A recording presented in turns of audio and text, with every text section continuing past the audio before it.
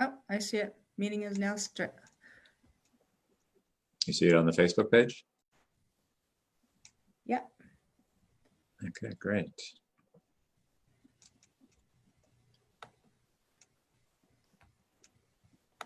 See if I can see it.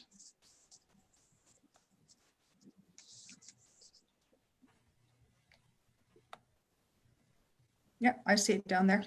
There you are. There we are. Now I wonder if I can mute it on Facebook. Yes, you should be able to. I have it muted. I am muted on Facebook. I can see that the speaker has an X beside it. Okay, that's good. Great.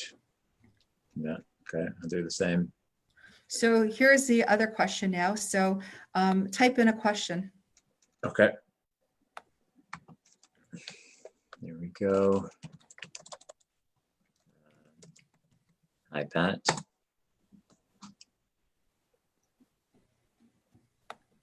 Anything come through? So, okay, so it didn't through that, but I'm going to go into the, see if I can see it on. Oh. You see the comments down below? Yeah, I see that. I do. Okay. There they are. Hi, everybody who's joined so far. I'm just going to give it a minute until we get a minute past 3:30.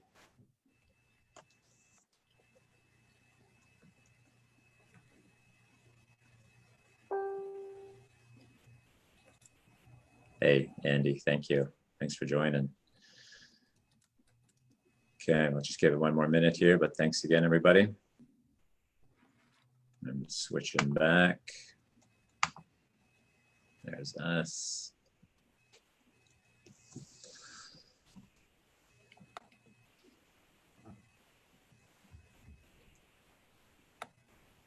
Okay, perfect.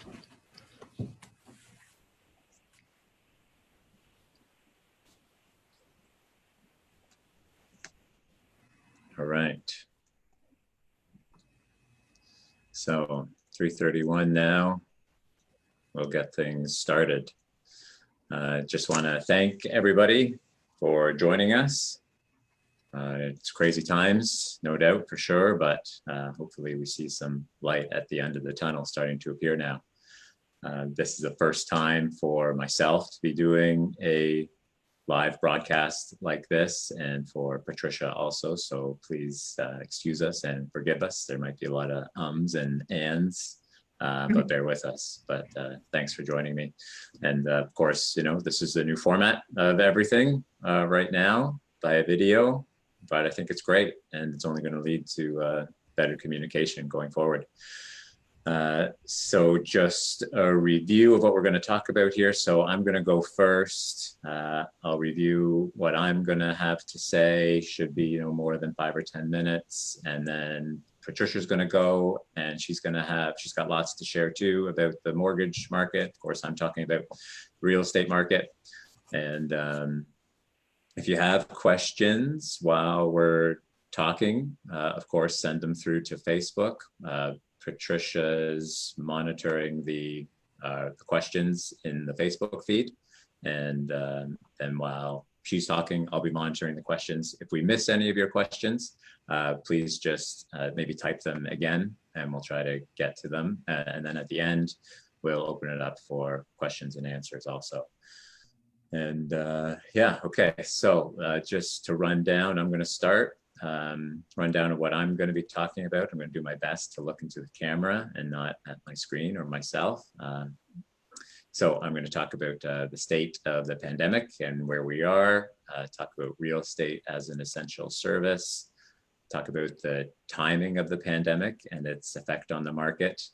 I'm going to briefly review some sales statistics and give you the most current data that we have. I'm going to talk about what it's like buying and selling right now, and then also what it's going to be like as a buyer and a seller going forward once we start to exit this state of emergency and the market starts to open back up. And yeah, I'll finish it off there, and then we'll pass it over to Pat. And again, if you have any questions while we're going, please, anytime. So right now, by my count, I'm calling this week 7 of the pandemic. I start count as of March break, the Ontario March break, which is March 16th of the start of all this. I was thinking the other day, of course, we heard about it happening in China, but then to think that it was going to be coming here and hear about it in Italy. And then when I was watching an NBA game and the live game was canceled just before tip-off, I think that's when it really hit home for me. And then when school was canceled and they were announcing that school wasn't going to be coming back after the March break too, then I think it had real broad exposure that, you know, this was happening. And here we are 7 weeks later, according to that. But of course, the government now is talking about opening things back up, which I think is great. But I think it's important to remember at this time that we should all be respecting everybody's opinions on the reopening of everything, because a lot of people have different opinions on how to do it safely and securely, the timing of it.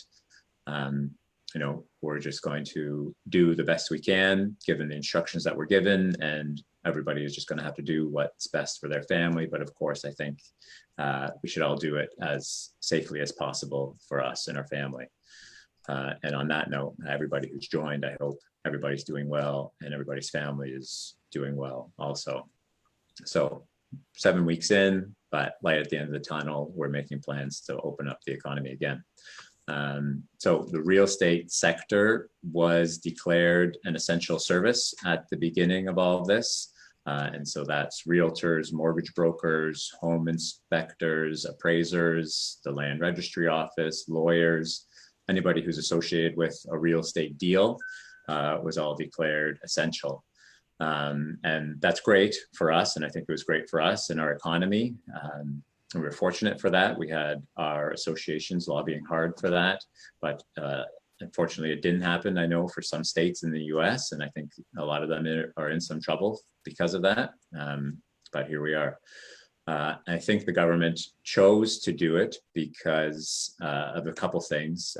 Chose to declare us essential service because there were a lot of deals that were already in progress, and if all of a sudden we weren't allowed to continue with our work, things would have gotten really messy. People who bought at the beginning of the year in January, February, and who were maybe closing at the end of March or April, we'd be in a lot of trouble. You know, this is the state of staying at home. And if people were going to end up homeless, we're just creating a further problem. So we were deemed essential. And I think regardless if we were essential or not, the government knew that people would still be trying to buy and sell on their own. But if they made realtors essential, then I think they knew that they could rely on us as an industry to do it safely. And they knew that we would create the policies and procedures to do showings safely, and we had the means to get things done by doing electronic signatures and all the rest of it. So I think that's what went into the decision to make us an essential service, and I'm glad it happened and we're able to continue on. And I think it's going to be great for getting the market going again, because active realtors already have, you know, their wheels in motion, and there's not going to be any delay in opening up the market again once it does finally happen. And now the timing of the pandemic, you know, of course, respecting that this was an unprecedented tragedy across the world, the timing of it in terms of market value and its effect on the market, I think probably happened at the best time that it could have. We had a super strong February in terms of sales, and it was better than last year. And even the March, the numbers were strong. March numbers were stronger than March of last year. And halfway through the month, we were, you know, we started to see the decrease in activity. And so it was going to be a very strong and busy spring market. there had been pent-up demand for months. I've been working with buyers from the end of last year who we were all suffering from a lack of inventory. And we finally started to see a lot of homes come available in February and then in March. And so that was really pushing the market up. But then when COVID hit, it started to put the downward pressure on it and almost, slow it, which I think was good in the fact that it prevented a huge explosion. When I was doing deals at the end of February, beginning of March, we were already in the multiple offer territory, things for selling over asking, and nobody likes that kind of market. It's totally imbalanced market. So that, of course, came to an end. I think we'll be seeing more of it, but it was good that the pandemic happened when it did, because we didn't totally flatline, or we didn't see any negative pressure on prices. I think had this happened in, say, the summer or the winter, where the buying demand isn't as strong, there would have been a lot of downward pressure from the pandemic. And that could have really affected prices, because more buyers would have been removed from the equation, it being the off times in the market. And if people had to sell and the buyers weren't out there, then they would have maybe had to start dropping their prices. And then that just creates a negative snowball effect where buddy down the road has to sell. And so he's dropping his price, and then he sells at a lower price. Well, then that affects his neighbor down the street because he had to drop his price. Well, now the next buyer is not going to pay the same price. So again, I think even though nobody wanted this, having it happen now, because there is still such strong demand, I think all of our values in our homes were protected and our asset value was protected. So that's a good thing. So I'm just going to switch over now, and we're going to start talking sales. We're going to do a quick sales review. So I'm going to share my screen here. So bear with me as I do that.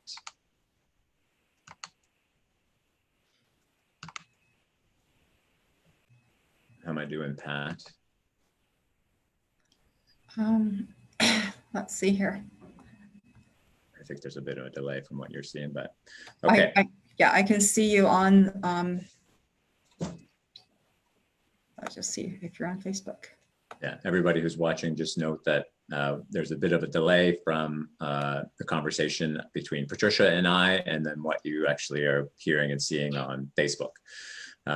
So I just put up here, if you follow me, you'll see I'm famous for these statistics. I love these sales statistics. And so it might be hard to read depending on what device you're looking at, but I'll just touch upon it briefly. If you look here, we're on the far right side.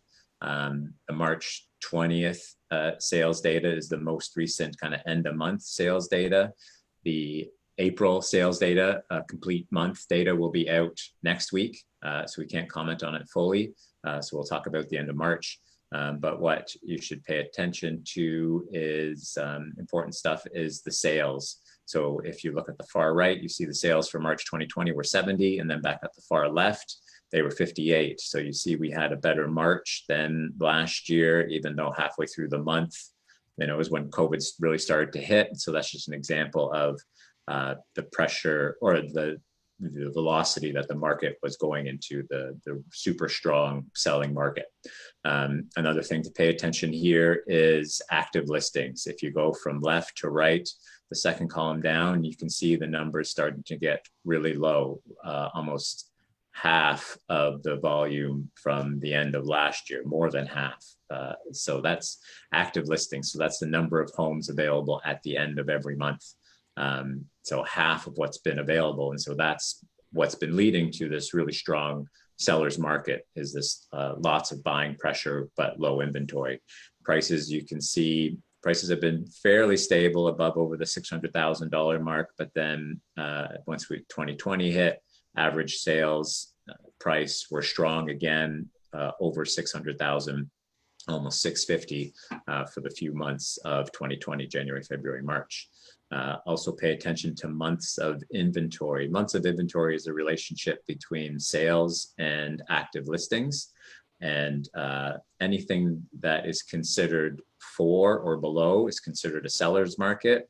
Between 4 and 6 is a balanced market, and over 6 is a buyer's market. And so it's a measure of saying, okay, if there were 70 sales in a month and 120 active listings, if no further listings came on the market and the sales continued at the rate that they had been, it would take 1.7 months for all of that inventory of the 120 sales available properties to be sold. So that's what the measure of months of inventory is. And so you can see as we start in the last few months, we've been below 2. That's a really strong indicator of a seller's market. And then you can see pricing further there again. So I'm just going to skip ahead. So here's February. Again, I'm not sure how easy it is to see these numbers on what you're looking at. I'll just go over it quickly. These are sales. You can see sales were 70 sales, up 52% from January. You see the months of inventory and the average price is theirs again. So that was February, 70 sales and 112 active listings. And then, so we skip ahead now. So because things started changing so drastically, instead of doing the monthly sales, I switched to tracking statistics weekly. And so these are the weekly breakdown of sales and new listings. It's an easy measure of seeing what's happening in the market, how many places are coming on the market and how many places are actually selling. And so these are the first, or this is all of March, and you can see the first 2 weeks were super strong. We had almost 20 sales, 17 and 22, and then nearly 40 new listings each of the first 2 weeks. And then you can see, as I said, March break started there on March 16th. Sales went down, new listings went down. And then the second last week of March, you can see half the volume that we are at. And then the last week of March, we had 1 sale and 14 new listings. So there's the dramatic decrease in the market activity. Here's again, the market summary. Sales didn't change. Days on market, 32 were up 10%. New listings were down. Months of inventory at 1.7. But prices staying stable. Prices up a little bit from February to March. And then here's April. And we're just missing the last week of April. Today's May 1st. Happy May, everybody. But you can see the most recent week from the 17th to the 23rd, we've had 10 sales, which is, I think, a lot of people are starting to see the light at the end of the tunnel here with the talk of the economy opening up. So hopefully this is going to be a continuing trend, and I bet that it is. The sales are going to start to increase and the new listings are going to start to increase. But you can see that the beginning of the month, we had 1 sale, then 4, then 4. So super low activity. Again, a normal market, we should be having, 20 to 30 sales in a week. So really low numbers here. So that's April, and that's all I had to say for the sales statistics. I'm going to stop sharing my screen here now and just go back to me. So that's all I had to say for sales. Now I'll talk about kind of buying in this market where we are right now. It might not be popular opinion, but I think it is a good time to be buying right now. If you had to buy, I think now would be a good time. And I say that because although there's not a lot available, you also don't have the really strong competition in buying, or we're not in the multiple offer situation. And if you are interested in a property that is available, you may actually be able to negotiate with the seller as opposed to be in a bidding war. And I think once the market starts to reopen, my prediction, and I think the common popular prediction among the experts, is that the spring market is just going to happen in the summertime now. We're going to see really strong demand and probably continued low inventory. And so that's going to lead again to really strong buying demand and multiple offers and places selling for over asking, and a really hard pressure on buyers and increased pressure on sale price. Sorry, excuse me, that's just a phone call. so if you are, so that's my 2 cents on buying in this market. I think if you had to buy in this market, but you also had a home to sell, a brave way to do it would be to buy now, but buy with a long closing. Say if you can get a July or an August closing, as long as you can get, then I'd say then wait to put your home on the market for another couple weeks. Hopefully in a few weeks, the market will start to be opening again, and it'll be a better position for you to sell your home. So if you had to buy now with a long closing in the late summer, and then plan to sell in a couple weeks once the sales start to increase and once more people start becoming comfortable with buying. As far as general sales predictions for the year, I just heard some interesting data out of NAR, which is the American Association of Realtors, and their chief economist is saying for 2020, they're only going to see a 10 to 15% reduction in sales. And so based on the opinions I've been hearing on the Canadian side, everyone's predicting about the same. So it's not going to be a terrible year in real estate by any means. Your value and your asset of your home, I think, is going to be protected. Again, the American economist is predicting a 1 to 2% increase in home sale prices, which is fantastic. It's the best we can ask for in this kind of market. But with what I think is in our future, long term, is inflation, because the government has been injecting, millions and millions of dollars into the economy. I think this inflation is just going to catch up to us eventually, and it's going to put an increased pressure on prices increasing all over. But what's the best hedge against inflation is owning an asset. And what's the best asset to own? It's real estate. So even though inflation, I think, is in our near future, the fixed cost of owning a home doesn't increase with inflation. Your mortgage is a fixed cost. If you're locking in now for whatever, 2, 3, 4 years, it's going to stay the same to own that asset, but the inflation is going to be causing it to rise. So again, good time to buy now if you can.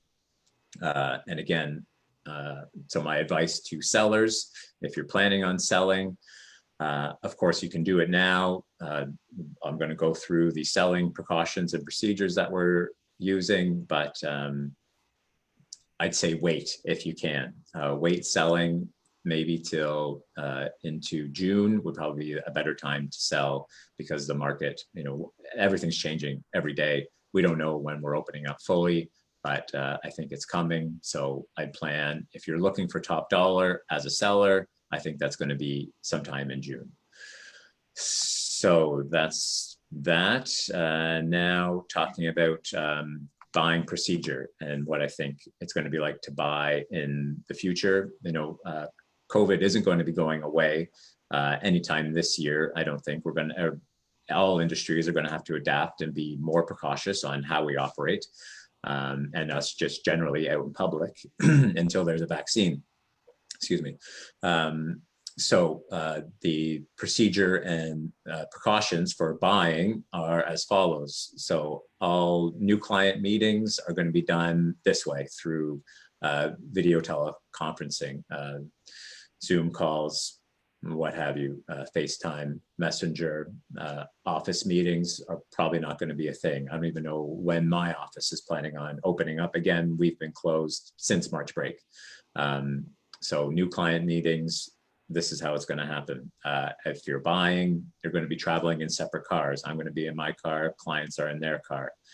Showings, I think there's going to be a limit on showing time, that your time you're allowed to be in the seller's homes, probably going to be a 20-minute max. So you're in and you're out. And then probably also going to limit the number of people who can be in the home, probably 2 buyers maximum if it's a couple, and the realtor. So maybe 3 people max. I think it's going to be a no for kids, at least in the near future coming in. Kids are going to have to stay home. And same as extended family. I think the extended family is going to have to stay home for the first visit. Maybe after an offer is successfully negotiated and agreed on, then maybe extended family will be able to come in. And for showings, of course, we're not going to be able to go see everything that's on the market. If there are 10 homes available, buyers are going to have to pick their top 3. And we go see those top 3 again, just to eliminate the unnecessary shopping and unnecessary visits. But I think the marketing for properties, I'm going to talk about marketing homes for sale a little bit, but we have, of course, the high definition pictures and videos and 3D tours, interactive tours, I think are going to become the standard now, where if you've seen them, they're super neat. You can sit yourself in a room and you can track all around and you can look in every nook and cranny of the home. So that's going to be how you're going to differentiate which homes you're going to want to go see in person. So if there's 10 available, you're going to see your top 3. Masks and gloves, I think will be a given, and wipes. I heard good advice. You carry a container of wipes with you, and you just carry wipes in your hands. And if you're touching doorknobs, if you're opening up cupboards, you're grabbing the cupboard with a disinfectant wipe. And you're touching everything with a wipe. And of course, we're probably going to be instructed when we're looking at homes to touch as little as possible. And going forward, we have electronic signatures. We've been doing electronic signatures for a while, but I think, the meeting of the face-to-face to sign, if you can eliminate it, we'll be eliminating it. Home inspections, I think, will continue on fairly normally as they had. We're going to have to allow home inspectors to do their thing, and that involves touching, but I think they'll be taking the same precautions with gloves and masks and wipes and all the rest of it. And appraisers, I think appraisals have changed. Some appraisers are just doing exterior appraisals, but I think Patricia has a little bit planned on talking about appraisals.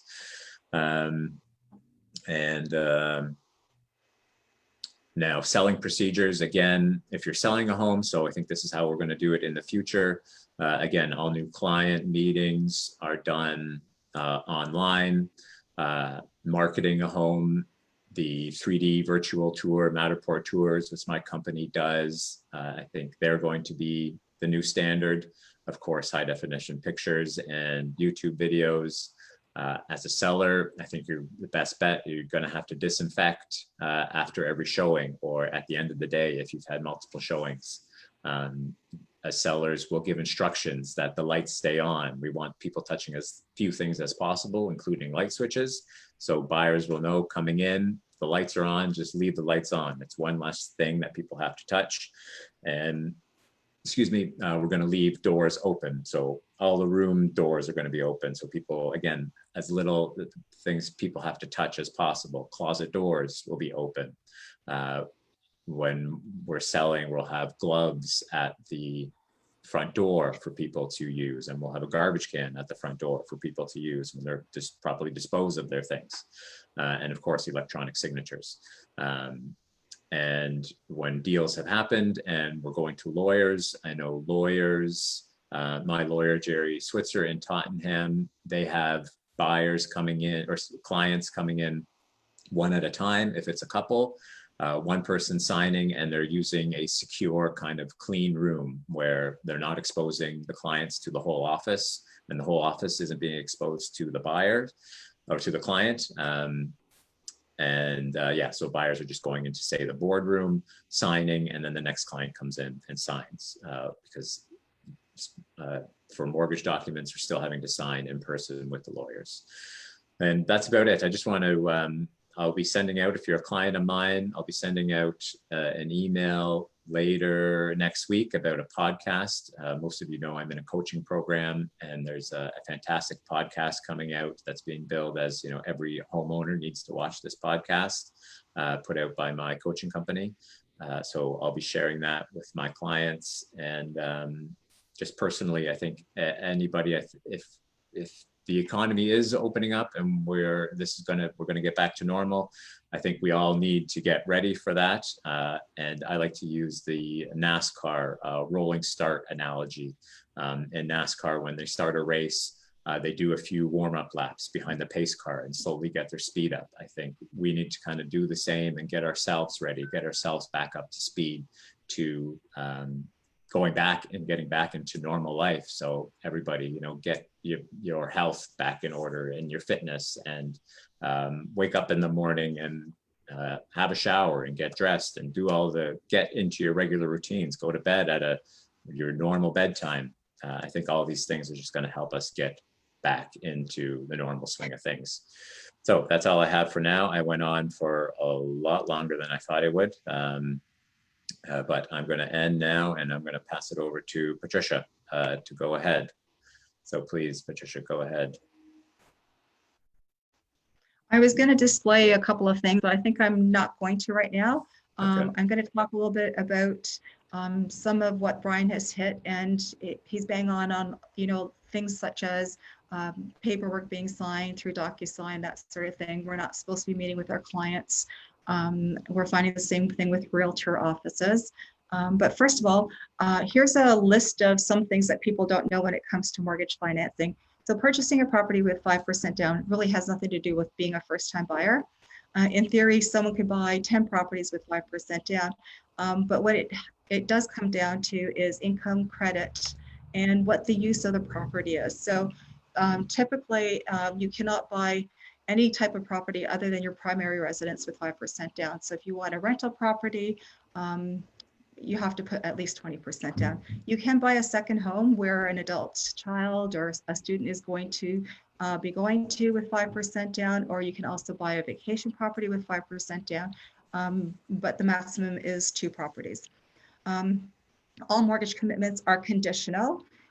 So what happens is when you get your mortgage commitment, when you're looking at it, a lot of times you'll see that it says conditional on satisfactory appraisal, and there might be a couple of other lists of items that the lender for before your deal is firm. Even though they give you this list and you provide everything, if they do find that something is out of order, they can always pull that commitment. So you have to be very careful about that. Here is really a factor that a lot of people don't know. You'll hear people say, well, how come my friend got this interest rate? Or how come you know, my neighbor got that rate? Well, not all interest rates are the same. So you have to compare apples to apples. The mortgage type, whether it's a refinance, switch, or renewal, or a purchase, might affect the rate. Your credit score certainly affects your interest rate. Whether it's insured, which means you're putting less than 20% down, and it has to be insured through a company like either CMHC, Genworth Financial. There's a couple of companies that insure mortgages, or if it's uninsured. The property use, whether it's commercial, residential, or mixed use, also has an effect on the interest rate. The term, so you know, if you're going with variable rate or fixed rate or a 1 year or a 5-year term, all the rates are different. And the loan to value. So the more equity you have in the property, usually the better the interest rate is. Other than if you buy with less than 20% down, the mortgage has to be insured through a default insurance company. So what that means is the risk is taken off the lender once they fulfill the conditions of the insurer, so that if anyone goes default with those mortgages, then the default insurance company looks after and works with that individual to try to get the mortgage back into, so they're not behind in payments. Your net worth has no impact on mortgages. A lot of times I will get someone that says, well, I have a lot of equity. I have, you know, 3 houses that have no mortgages on them. You know, what do you mean I don't qualify for financing? Well, a person with like a high net worth, perfect credit and no debt, but has little income could have a harder time qualifying for a mortgage than someone with no net worth, high debt, bruised credit, but higher income. So sometimes it doesn't make a lot of sense, but really what the lender is looking at is, can you carry that mortgage? Will you have a problem carrying that mortgage? And that's the main thing. No one wants to have a house a mortgage on a house that someone cannot afford to carry, because they're not in the business of selling homes. So that's really the reason behind that. The maximum amortization of any insured mortgage is 25 years.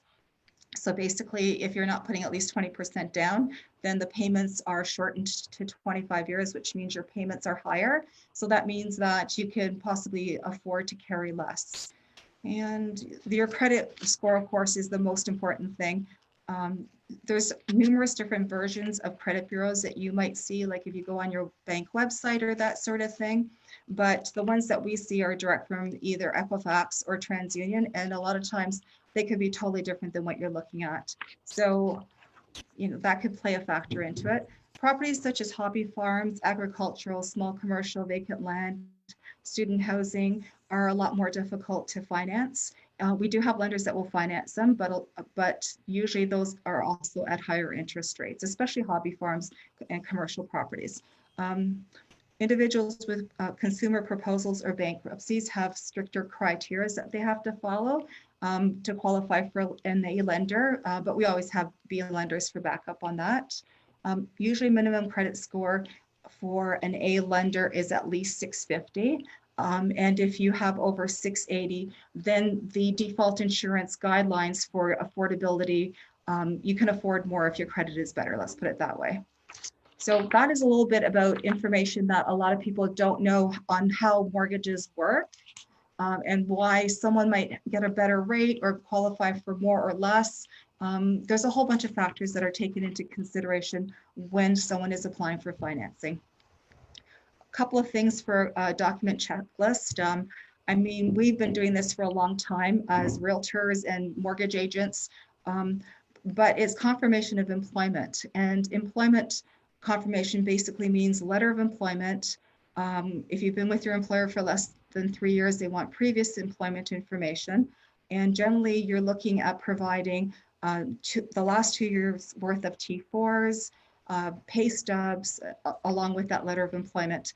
And if you're self-employed, then there's a little bit more information, which are like 2 years of financial statements, 2 years of tax returns, 2 years of notice of assessments, and also your business registration or articles of incorporation.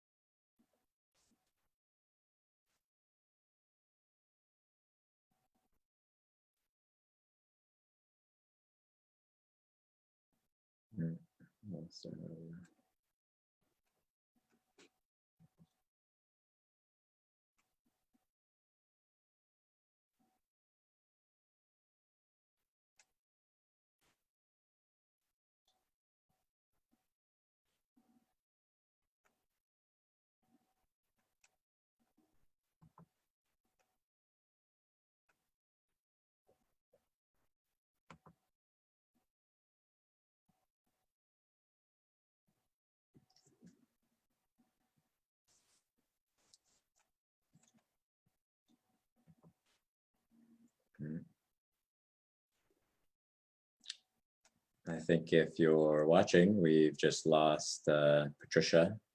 She was talking about mortgage documents required. Let's see if we can get her back on the call here. Bear with us for a moment.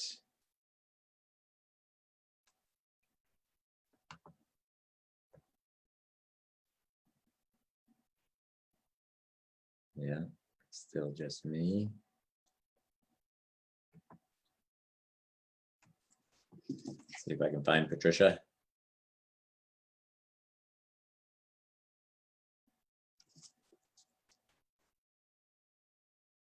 She doesn't come back up in the next minute. We'll call it there. But I want to thank everybody who's joined us so far.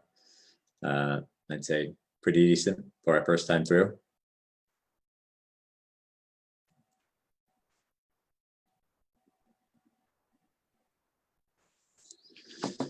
Any questions? We can take questions at this point.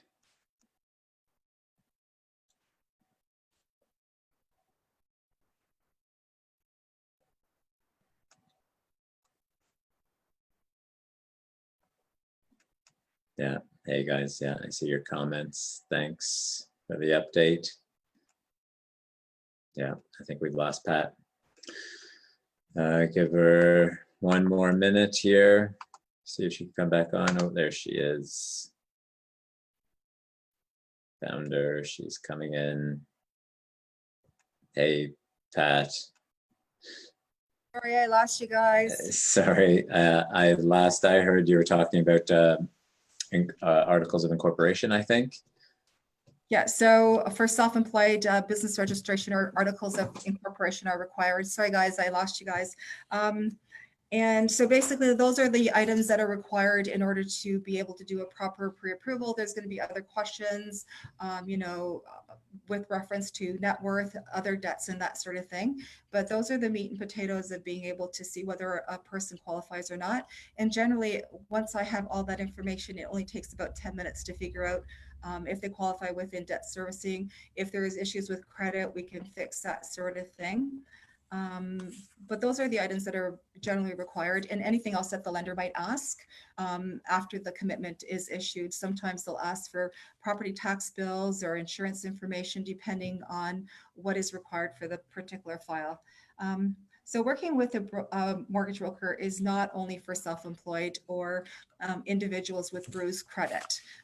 That's a misconception. There is no charge for regular A lender type of deals. So if I'm placing you with a bank or a mono bank, which is a lender that only deals with mortgages, there is no cost directly to my clients. We get the best rate for our clients that is possible out there.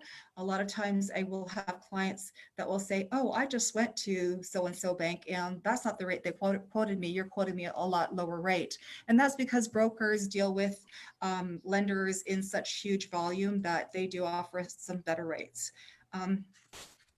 So yeah, the majority of the time we can definitely get you a better interest rate. So many things have changed during COVID-19. It is harder to finance things like rental properties, properties with large acreage, properties with animals have always been difficult, like hobby farms, but we do have lenders. It just means that sometimes you have to be a little bit of creative with some of the financing. A lot of the lenders have also changed their rules on qualifying for mortgages. So they are now allowing sorry about the all of or part of the child tax credit for debt servicing. And in some cases, they're also allowing the equivalent of the CERB payment of $2,000 per month as usable income for individuals who are temporarily laid off. So the one thing that lenders want to make sure is that when they are advancing mortgages, that clients are actually working, that they can afford the payment. Usually once a commitment is issued and the income is verified for anything before March the 26th, those deals are closing. There's no problems with them. Anything after March 26th, the lender wants to see at least one pay stub in the last 2 or 3 weeks before closing to confirm that the individual is still working. So that is one of the new rules that this COVID-19 has brought in. It is taking longer for full appraisals to be completed. Not everyone is asking for a full appraisal. A lot of the lenders are using the CMHC appraisal system for low loan to value deals. But if you do need a full appraisal on the property, and usually that is like a country home or where you're looking for 80% financing, then it's taking longer. The appraisers are not allowed to go inside the homes. They are going to the homes, they're looking inside the windows, they're using photos that the listing agent might have. And if there's additional information that they require, they are getting the information either from the homeowner or the listing agent. I had one instance where I had one of my realtors had to go in the house and take a video of the entire house and provide it to the appraiser. So the appraiser could go back in and use the photos out of it that they are required by the lender to provide in the appraisal. So they're still doing full appraisals. It's a lot more work. People think it's less work because they're only looking outside, but they have to do a lot of different comparables as well. And because a lot of times they're not using full appraisals, they're using different systems to try to validate what the value is. That, if they're not going into a house and the house has had no upgrades, they might value it at a higher value. Whereas if they, are doing an appraisal and they're not going in the house again and they're using the CMHC system, then if a homeowner has put an extra 50,000 in upgrades, that's not being reflected in the appraisal either. So it is a little bit difficult when it comes to the appraisal values right now. They're trying to be as fair as possible, but they also have to make sure that the lender is not lending more than what the value is. So up to 65% for lines of credit is the maximum law that lenders can lend out, and up to 80% as a conventional mortgage, which could be, it could be partial line of credit and partial mortgage, but those are the guidelines. Yeah, so it's an interesting market for sure when it comes to how lenders are dealing with new deals. There is a lot of less private lenders also. And the reason for that is that a lot of people that have borrowed money in the past that were supposed to repay money are not repaying them. In most cases, when you're with a B lender, the idea is that once the term is over, is that you pay that mortgage off, consolidate it with your first, or go to an A lender and pay out that higher interest rate mortgage. But because of COVID-19, a lot of people who are not working were unable to repay those loans when they come up for renewal. So mortgage money is not coming through. I actually had a deal where I had approved like a month and a half prior to closing, where I got a call 3 weeks before closing, and I was told, hey, we ran out of money. We're not going to be able to fund your deal. And I had to scramble to find other financing for my clients. So that is how the B market is right now with private lenders. What's happening with rates? Well, that's a really good question. About 5 or 6 weeks ago, we had the market tumble. It was crashing pretty rapidly. And because the stock and bond markets were going really low, interest rates dipped to the lowest that they have ever been historically. So we were seeing rates of 2.34% or 2.24% on a 5-year fixed. And of course, variable rate was still at the higher rate because it did not fluctuate with bonds or market or stock markets. And then as soon as the Bank of Canada adjusted and reduced their rate twice, and they dropped it down to 0.25%, that's when the variable rate mortgage adjusted. So variable rate mortgages, when prime goes down, variable rate mortgages follow. So previous to the rate adjustment, variable rate prime mortgages were at 3.95%, and now prime is at 2.45%. So we're seeing variable rate mortgages now as low as 2.2%. And as soon as this happened and the government stepped in to try to adjust the economy, all the 5-year long-term fixed mortgages jumped up to over 3%. And that was about 2 or 3 weeks ago. So now since then, they have slowly been going down.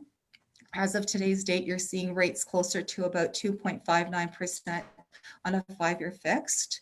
And you're looking at rates closer to 2.2% on the variable rate mortgage. So rates are extremely low right now. They're historically low.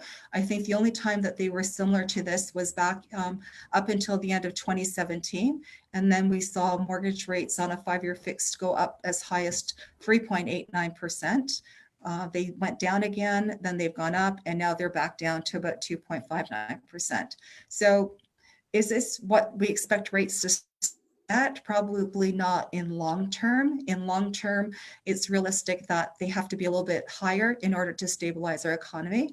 So they're predicting, the economists, that the rates would probably be closer to about 3.5% to let's say to 4% in our economy is what they should be at. And with what we're seeing right now, we don't see that happening in the near future, but maybe by next year. Is it normal for rates to be at this rate this time of year? Yes. Banks always offer their best rate sales in the spring.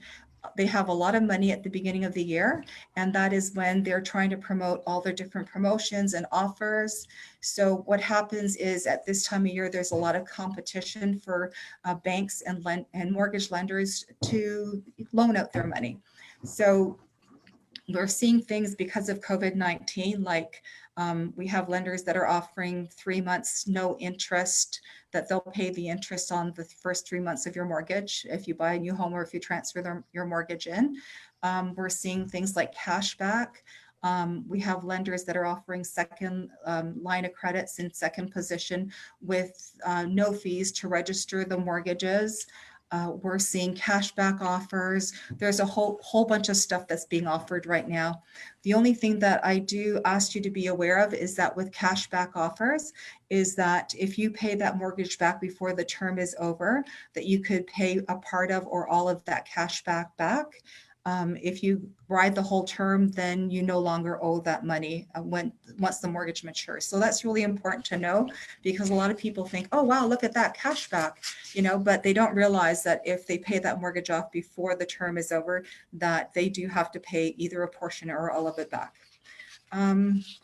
Yeah, so is there room for interest rates to drop? Realistically, I don't think so. I mean, they've dropped down to 2.59%. I've been doing this for over 25 years. These rates are, again, the lowest that we've seen historically, other than that little dip back in March. And I don't think that rates are going to go that low again. But having said that, they are talking about possibly reducing the Bank of Canada rate again if our economy does not stabilize.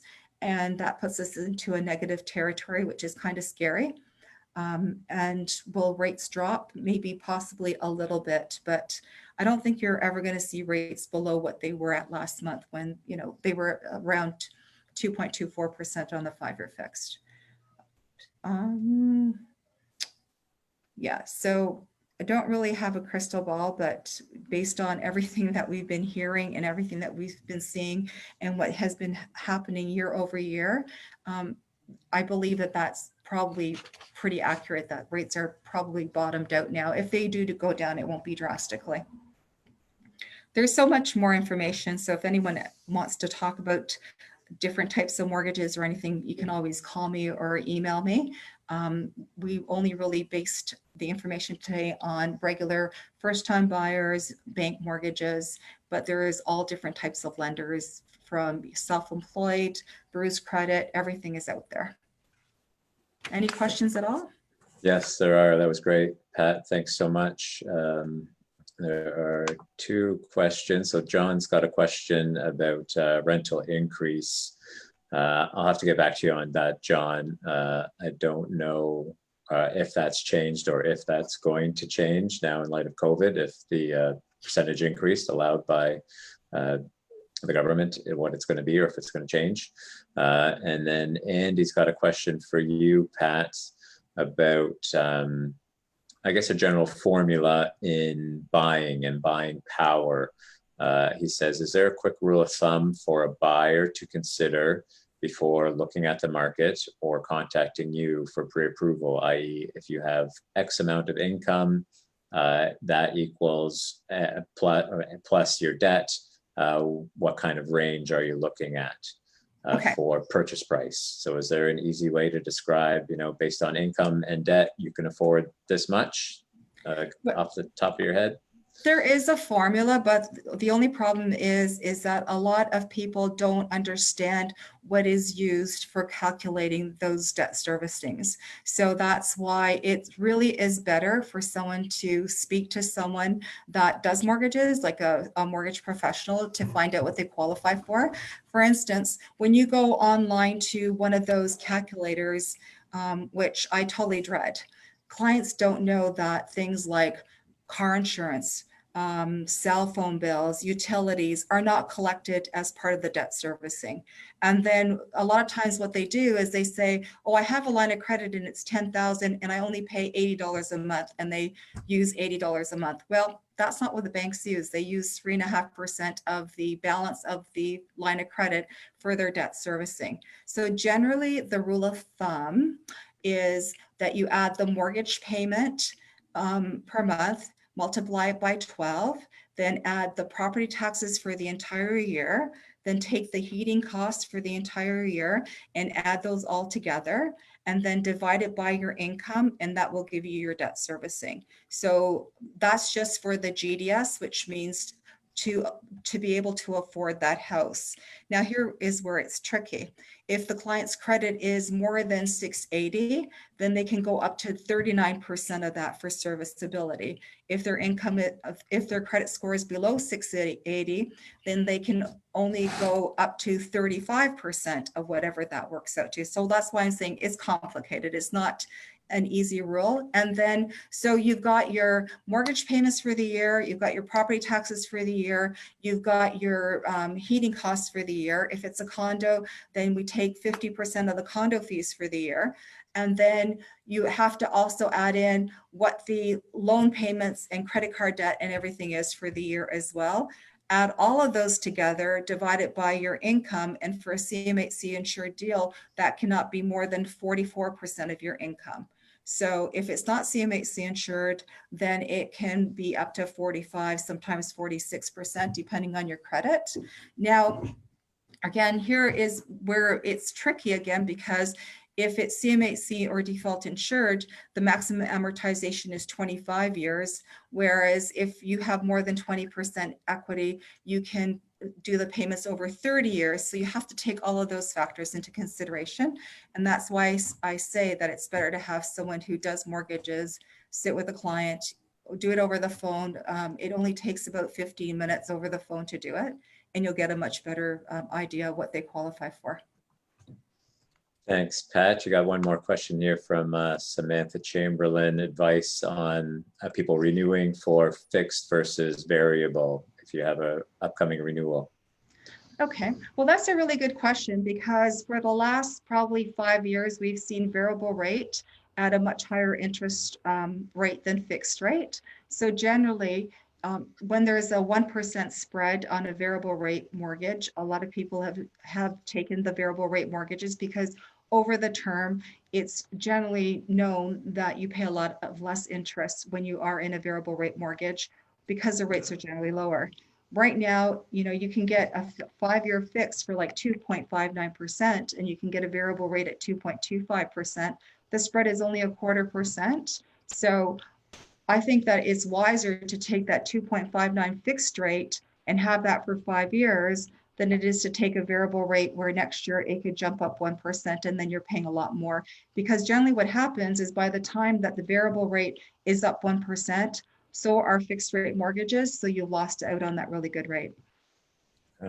So 1% spread. That's good to know. Okay, I'll just check one last time if there's any other questions. I think that's it.